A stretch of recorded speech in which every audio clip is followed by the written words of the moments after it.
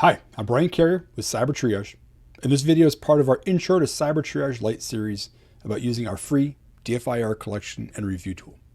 You can download Cyber Triage Lite from cybertriage.com.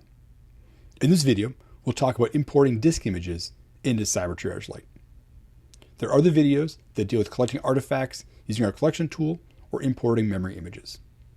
Cyber Triage has its own collection tool that we run on target systems to collect artifacts. That tool relies on the sleuth kit, which I started 20 years ago. The sleuth kit allows the collection tool to access locked files and bypass rootkits. And therefore, the collection tool can easily analyze a disk image like it can a live system.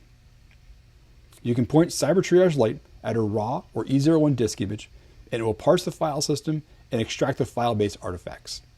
It will, of course, not get processes, ports, and other memory-based artifacts. The common use case for this is law enforcement or consultants who get disk image from a victim. Now, I'll point out, this is probably the least commonly used feature in Cyber Triage Lite because there's a lot of overlap with other free tools such as Autopsy.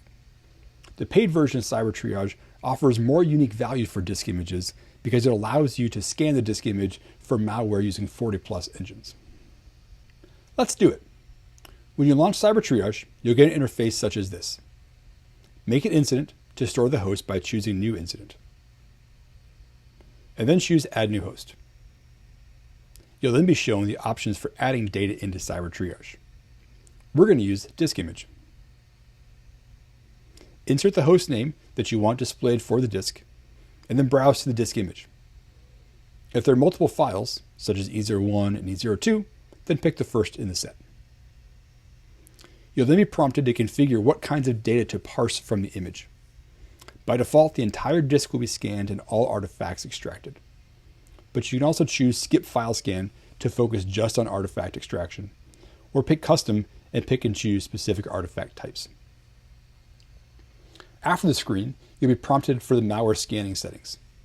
This is disabled with the free Lite version, but the paid version allows you to use 40+ malware scanning engines from Reversing Labs to analyze files.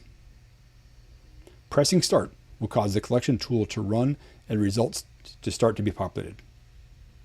Now, one special caveat with importing disk image is that the only files that you'll have access to are the ones that the collection tool extracted out and thought were interesting. You won't be able to navigate to any arbitrary file in the image. Only the ones that were startup items, programs that run, processes, downloads, etc.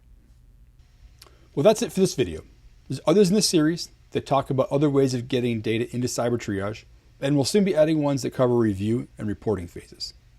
Subscribe to this channel for updates and more videos, and you can download Cyber Triage from cybertriage.com. Thanks.